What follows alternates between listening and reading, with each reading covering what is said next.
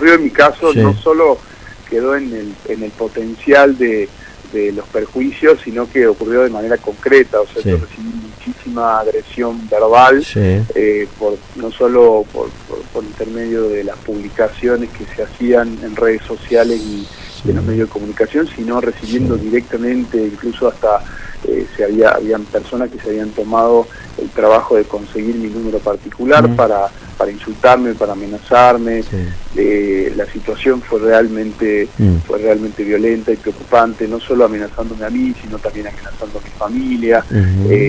Quedé realmente expuesto. Y en este caso puntual, Maxi, en torno a esta develación ilegítima y acceso ilegítimo a una información a la cual un profesional de la salud no tiene que ingresar o acceder si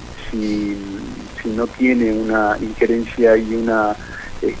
atención relacionada con ese paciente, tiene mucho que ver con esta idea justamente de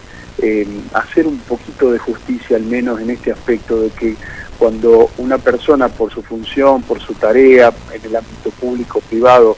tiene este deber de reserva y resguardo, y yo lo entiendo bastante bien porque mi tarea diaria como profesional del derecho y sobre todo en el ámbito penal, me toca muchas veces conocer datos muy sensibles, datos muy particulares de determinados clientes, y eso me impone a mí un deber muy importante y que yo no debo franquear en torno a la reserva de esta información. Bien. En este caso esto no se cumplió. Estoy con un trámite de índole penal respecto de algunos profesionales de la salud que en el tiempo en el que yo me encontré internado y transitando esta enfermedad, este padecimiento por COVID, ocurrió que distintos profesionales de la salud, por eso quedó claro, que no eran solo médicos, sino que había, digamos, distintas áreas, además de que había médicos de especialidades que no tenían absolutamente nada que ver con violencia, como pediatras, ginecólogos, traumatólogos, bueno, también había instrumentadores, otorrinolaringólogas, cardiólogos. No solo en ese contexto, digamos, está muy claro, o al menos yo entiendo que se encuentra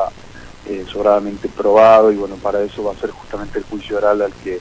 se pretende arribar con las personas imputadas, pero entiendo que la prueba que hemos colectado hasta acá ya permite hacer esta hipótesis de lo que ocurrió, y es que, bueno, nada, cuando se enteran en la clínica que había un paciente y que el nombre era el mío, las personas utilizaron ilegítimamente, como lo califica la ley, la herramienta que la empresa les daba, que es un usuario y una contraseña, lo usaron ilegítimamente para ingresar a ver mi historia clínica en el sistema informático de ser muy cautos por ahí con las conclusiones sobre el tema. Esto se va desandando con el tiempo. De hecho, también ya expliqué que este es un trámite judicial del ámbito penal que yo inicié pasado mediados del año 2020. Lo que ocurre es que se está conociendo recién hoy un poco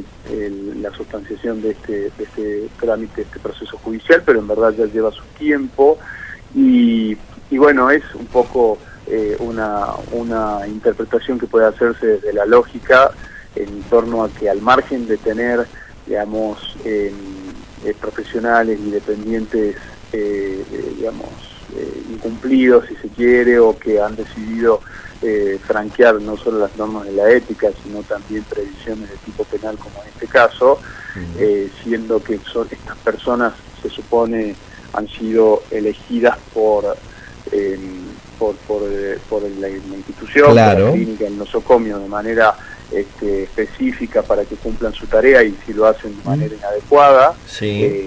puede estar mostrando no solo una falencia en el control del acceso a información absolutamente reservada, sino también la necesidad de responder por la inconducta de la persona en la que confía.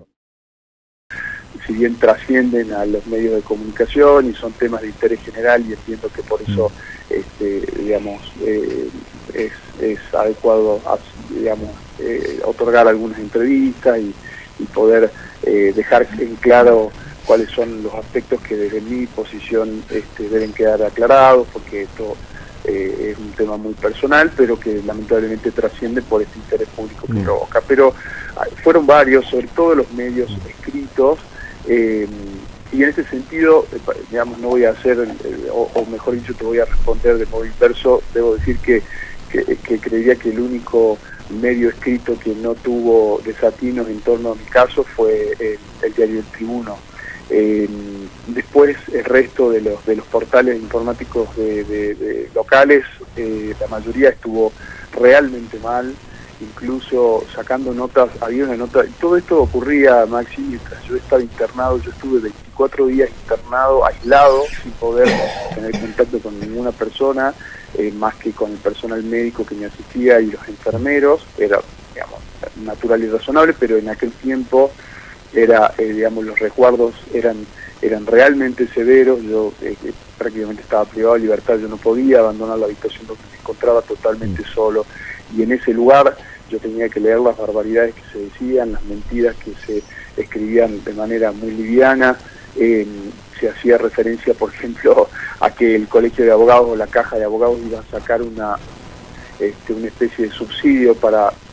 los abogados porque no iban a estar trabajando, a excepción de mi caso, que porque yo había violado las normas sanitarias, cosa que no era cierto, y además era mega difamante la expresión, y se decían cosas de este tenor de manera muy liviana. Además que, bueno, obviamente la reacción del común de la gente siempre también era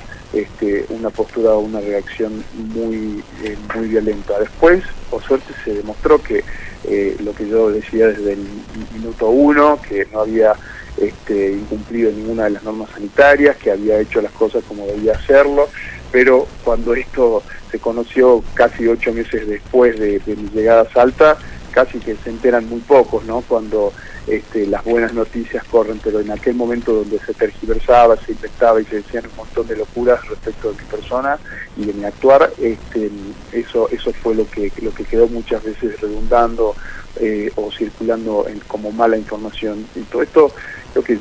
un poco la idea es buscar esta responsabilidad que todos como comunidad tenemos que tratar de tener o de incorporar en lo cultural para que estas cosas no sigan ocurriendo, ¿no?